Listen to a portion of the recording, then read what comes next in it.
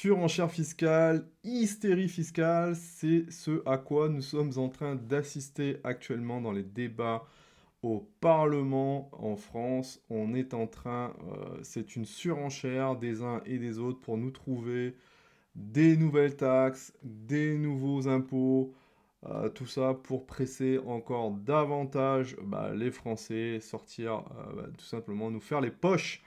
C'est un peu ça ce qui est en train de se passer actuellement en France.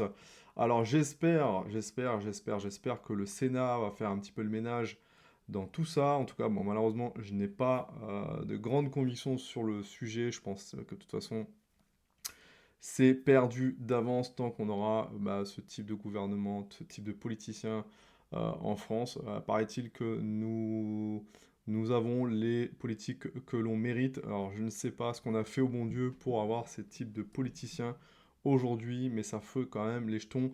Vous avez vu encore ce matin, on a remis en place l'exit tax. Alors bien évidemment, l'exit tax, ça ne concerne pas tout le monde. Ça concerne celles et ceux qui sont éventuellement entrepreneurs, qui disposent d'actions au sein de leur entreprise et qui décident de déplacer leur résidence fiscale en dehors de la France. On va les punir tout simplement en leur spoliant une partie des plus-values qu'ils pourraient générer. Donc ça a été remis au goût du jour, ça avait été mis en place par Sarkozy et puis ça avait été entre guillemets supprimé par Macron et là actuellement voilà, le RN a décidé de le remettre en place. Ce matin, ça a été voté au Parlement. On va écouter cette chère députée, donc Madame Sophie Taillé-Polian, qui perçoit un beau petit salaire grâce à nos impôts, hein, que ce soit Nicolas, Juliette, moi, vous, et ceux qui payons des impôts chaque année en France. 7 637 euros. Alors bien évidemment, dans cette poche-là, vous avez aussi les indemnités, j'imagine, liées à la fonction de parlementaire. Mais voilà un petit peu le type de discours que tiennent ces députés pendant les séances parlementaires. On va l'écouter. Vous allez voir l'énergie qu'elle déploie, tout ça encore une fois pour faire la poche des Français. Alors oui, il faut taxer. La pêche. Hein. Par contre, nous trouver des solutions pour réduire le train de vie de l'État, pour réduire nos dépenses, j'ai pas entendu encore de députés ayant la même énergie pour se préoccuper de l'état des dépenses actuellement en France. Par contre, nous trouver des nouvelles taxes, ça, on sait faire. Il faut taxer pour financer la nationalisation, la réindustrialisation de notre pays. Voilà ce qu'il faut faire. Et pour cela, il faut aller chercher l'argent là où il se trouve. Il y a un autre endroit où il se trouve, mes chers collègues. C'est dans l'épargne des Français. Vous avez entendu ça? Trouver de l'argent dans l'épargne des Français. Alors, je ne sais pas ce qu'elle sous-entend par là. Est-ce que c'est directement ce que craignent d'ailleurs beaucoup de Français, c'est-à-dire typiquement aller taper directement dans les poches, dans l'épargne, dans les livrets. À un moment donné, il y avait une grosse crainte là-dessus, c'était sur les livrets A notamment, où beaucoup de Français se posaient la question de savoir si on allait utiliser leur livret A à des fins de financement de la défense. Ou est-ce que on augmente la fiscalité encore des placements et de l'épargne des Français, c'est-à-dire de taxer encore une fois le rendement et qui est offert sur les différents placements dont on dispose en France pour pouvoir faire fructifier son épargne, préparer ses projets, préparer sa retraite, etc. Alors là, clairement, il y a un grand flou artistique concernant cette députée NUPES, hein, qui est bien évidemment de la gauche de la gauche. Hein. C'est une députée d'Arcueil, Cachan dans le 94. Ouais, moi je suis effaré, en tout cas, d'entendre de tels propos à l'heure d'aujourd'hui où il est clair que nous devons de plus en plus épargner pour préparer nos projets de retraite, préparer nos projets d'épargne, aider nos enfants plus tard hein, pour leurs études, des études qui coûtent de plus en plus cher, se loger ça coûte de plus en plus cher. Donc on se doit d'épargner pour justement de pouvoir les aider au mieux. Et puis nous, retraite, parce que clairement, euh, je pense que si on compte uniquement sur la retraite, que les caisses d'assurance vieillesse, la CARSAT et autres, nous mettront à disposition un jour, moi je pense que... alors je pense pas que le système s'écroule, hein, mais je pense qu'on va aller, en tout cas, au devant de graves difficultés pour pouvoir continuer à financer le système qui est, vous savez, une pyramide de Ponzi. Hein. On a de moins en moins de cotisants pour finalement plus en plus de gens qui en bénéficient. Et ça, ça met le système en déficit chaque année. Ce déficit, malheureusement, il grossit. Voilà, à part maintenir le système un peu sous sous assistance respiratoire, en augmentant la durée de vie, etc., etc., enfin en augmentant le nombre de cotisations, en décalant l'âge de départ à la retraite, c'est finalement que reculer pour mieux sauter. Je pense qu'il faudrait complètement qu'on puisse de manière progressive changer, passer sur un système peut-être à capitalisation, c'est-à-dire directement nous permettre directement d'épargner sur des supports, c'est-à-dire en nous ponctionnant moins notre brut et nos super bruts, ce qu'on n'a finalement pas à la fin du mois quand on perçoit notre salaire, mais ce qui est directement collecté par l'État sous forme de CSG, CRDS, cotisations et autres, assurance maladie et machin bidule. Grosso modo, ça représente à peu près 23%. Et puis derrière, vous avez également l'employeur qui lui aussi est ponctionné. Alors le pourcentage exact, je ne le sais plus, ce qu'on appelle le super brut. Mais si on vous donne tout ça à la fin du mois et puis on vous dit faites-vous votre propre retraite, moi je serai le premier et le plus heureux. Très clairement. Mais bon, pour le moment, on n'en est pas là. Donc, je ne sais pas ce que cette députée, en tout cas, cherche à nous dire. Est-ce qu'on va fiscaliser le livret? Parce qu'aujourd'hui, les livrets A, l'LDS, le livret d'épargne populaire ne sont pas fiscalisés. Est-ce qu'on va maintenant se mettre à inventer un amendement pour permettre la taxe de ces livrets-là? Est-ce qu'on va augmenter la flat tax? Est-ce qu'on va augmenter tout ça? Mais j'en sais rien. En tout cas, je trouve que voilà, les discours sont clairement pas bons dans l'approche ni dans le fond, ni sur la forme. Vouloir encore punir les Français qui payent déjà énormément d'impôts, euh, je comprends pas. Je comprends pas la démarche. Ça fait peur. Je pense que celles et ceux qui ont probablement les moyens de partir le feront probablement dans un avenir, je pense, proche. Il y aura de plus en plus de gens qui auront les moyens de partir de France et qui partiront parce que l'herbe est plus verte ailleurs, probablement. Et ça me fait de la peine pour les gens qui, malheureusement, eux, n'auront pas les moyens de pouvoir le faire, parce que forcément, ça nécessite un coût de déménager, de partir, de changer sa résidence fiscale. C'est compliqué. Donc, je vais demander à ChatGPT pour sortir un petit peu, voilà, comment on peut faire pour éventuellement sortir de cette fiscalité punitive française. Je vais demander de me trouver des solutions pour un Français qui possède des livrets bancaires, concrètement qui a de l'épargne de précaution sur ses livrets bancaires, un peu d'immobilier, sa résidence principale, peut-être un peu d'immobilier locatif, et des capitaux mobiliers sous forme d'action. Comment il doit faire pour justement essayer de sortir de cette fiscalité punitive? Alors, il nous a sorti trois chapitres, on va les regarder rapidement. Est-ce que effectivement c'est possible ou pas? C'est d'optimiser sa fiscalité sans quitter la France. Alors ça, je pense que déjà, il y en a quand même beaucoup maintenant qui le font, de plus en plus. L'assurance vie, je rappelle, c'est qu'après le livret A, ça reste quand même le placement préféré des Français. Le PA peut-être beaucoup moins, même si effectivement la jeune génération s'intéresse de plus en plus à tout ce qui touche aux finances personnelles, donc à l'éducation financière. Mais le PA, ça reste encore assez confidentiel en France. Donc l'assurance vie, alors l'assurance vie, oui, mais jusqu'à quand? Parce qu'en fait, l'assurance vie, si on regarde un petit peu l'historique et l'histoire de l'assurance vie, vous vous apercevrez que depuis 40 ans, la fiscalité a quand même évolué sur l'assurance vie et ce produit, même s'il reste encore intéressant, est moins intéressant qu'il y a, par exemple, qu'à 40 ans, d'un point de vue purement fiscal.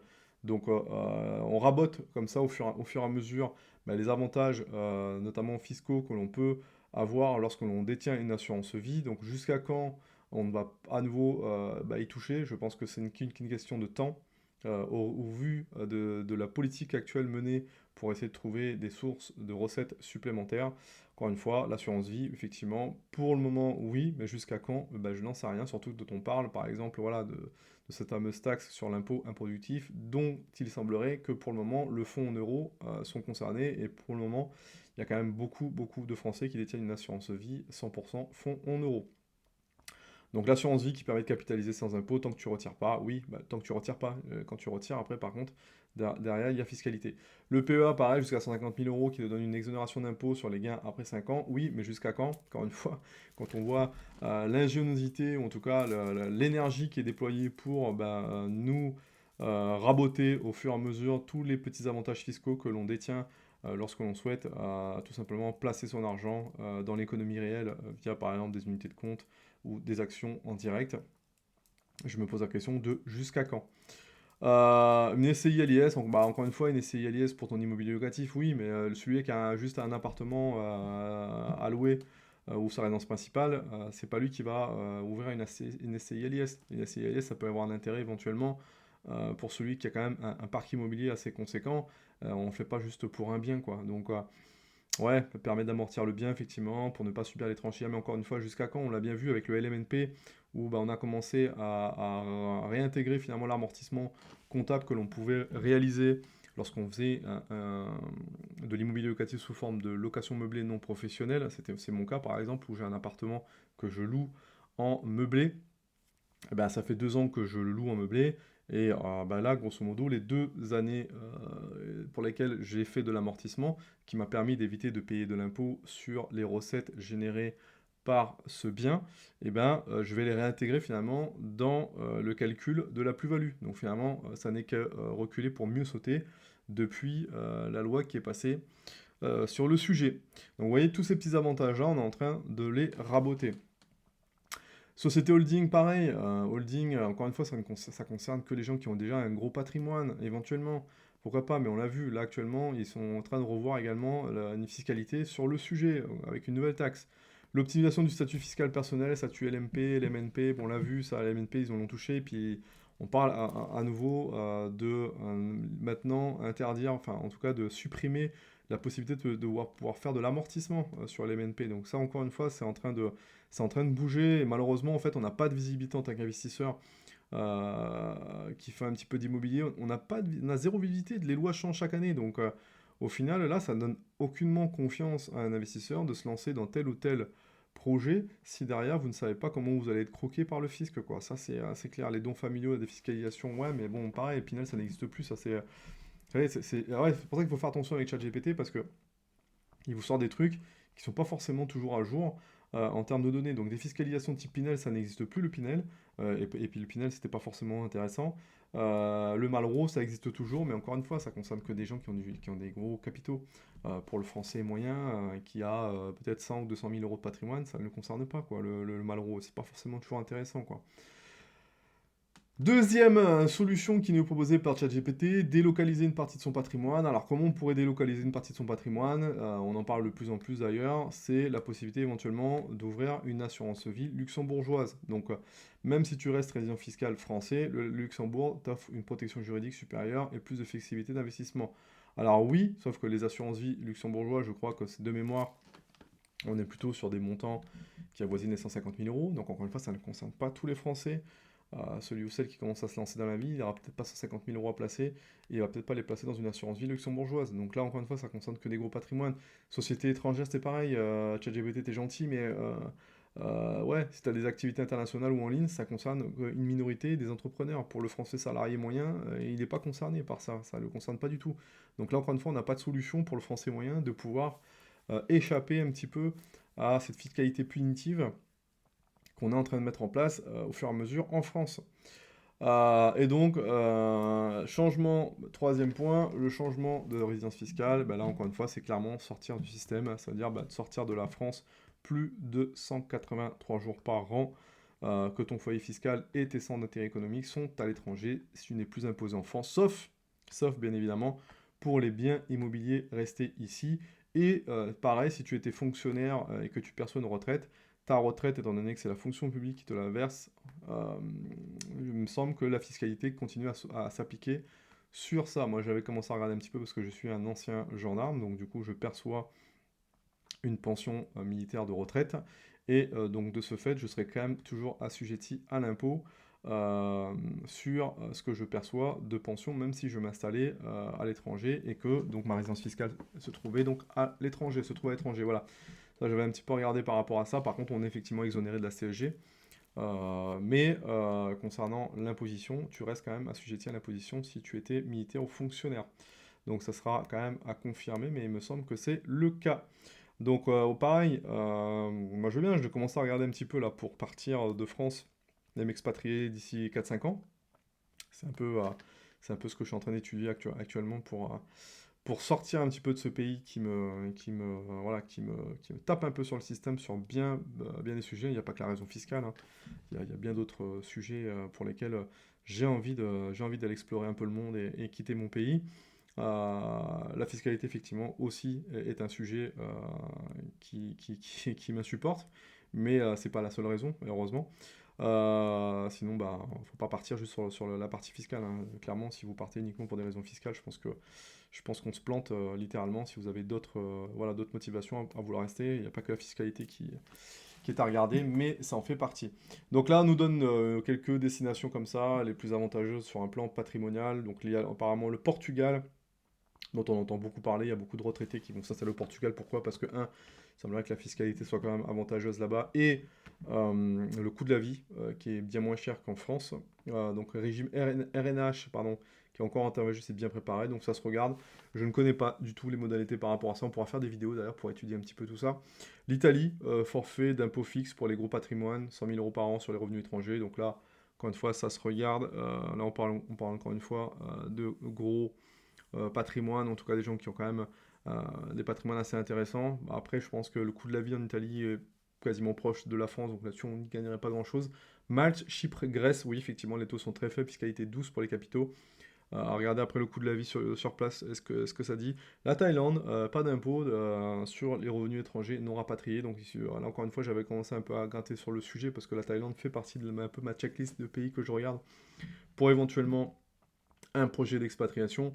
Donc là, j'ai compris que si tu disposes uniquement de tes revenus, mais que tu laisses sur un compte à l'étranger, c'est-à-dire bah, tu laisses un compte français dans une banque française ou une banque en ligne type par exemple Revolut et autres, et que tu ne rapatries pas ces revenus-là en Thaïlande sur un compte thaïlandais, pour le moment, tu es exonéré de fiscalité en Thaïlande. Donc ça veut dire que tu ne serais pas fiscalisé en France sur ces revenus-là et tu ne serais pas fiscalisé en Thaïlande. Donc clairement, là, on a un game changer d'un point de vue fiscal sur le sujet, d'autant plus que pour le moment, la Thaïlande, ça reste quand même un pays sur lequel le coût de la vie est beaucoup moins cher qu'en France.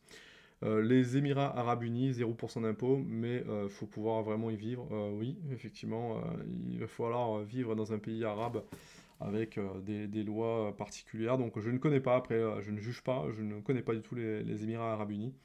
Donc là, apparemment, tu ne paierais pas également d'impôts. Je crois que c'est également peut-être le cas également à Dubaï ou d'autres destinations. Voilà, ce sont quelques propositions que nous a fait ChatGPT. Encore une fois, important, il faut organiser ton départ. Voilà, c'est le petit message d'attention de chat. Réalisation de bail, compte assurance, etc. Faire sa déclaration de transfert fiscal, l'administration fiscale française. Voilà un petit peu pour ça. Donc voilà, il n'y a pas forcément, malheureusement, beaucoup de solutions à notre niveau si on souhaite rester en France pour échapper à cet enfer fiscal, ce qui est malheureux. Peut-être que pour celles et ceux qui ont un peu plus de patrimoine, éventuellement pensez à une assurance vie luxembourgeoise qui vous permettra de vous préserver un petit peu plus d'avantages et vous donner des possibilités d'investissement qui soient peut-être un peu plus intéressantes que sur une assurance vie française. Mais malheureusement, voilà, à part quitter le pays et changer sa résidence fiscale à l'étranger, il n'y a pas vraiment de solution qui nous est proposée pour échapper à tout ça. Voilà, je ne sais pas ce que vous en pensez de cette fiscalité, de ce débat actuellement, de tous ces sujets. Voilà, je regarde un petit peu sur le Figaro par exemple. C'est affreux quoi. Là, les députés rétablissent l'exictas. Enfin bref. Je comprends pas cette hystérie fiscale alors qu'à aucun moment, pour le moment, il n'est débattu de l'intérêt de réduire nos dépenses. Voilà, ça c'est clairement pas en ligne de compte pour le moment, c'est trouver des recettes supplémentaires, mais en aucun cas de trouver des solutions qui soient pérennes pour réduire le train de vie de l'État, réduire le budget, réformer le pays. Ça, ce sont des vrais sujets à mon sens, que de trouver 200 millions ou 300 millions par-ci, par-là, pour essayer de limiter, d'augmenter les recettes de l'État. Voilà, c'était mon point de vue, j'aimerais bien avoir votre retour là-dessus. En tout cas, n'hésitez pas à vous abonner à la chaîne et mettre un petit pouce, ça m'encouragera dans mon travail de vidéo sur la chaîne. Je vous dis à bientôt pour une prochaine vidéo. Salut, ciao ciao.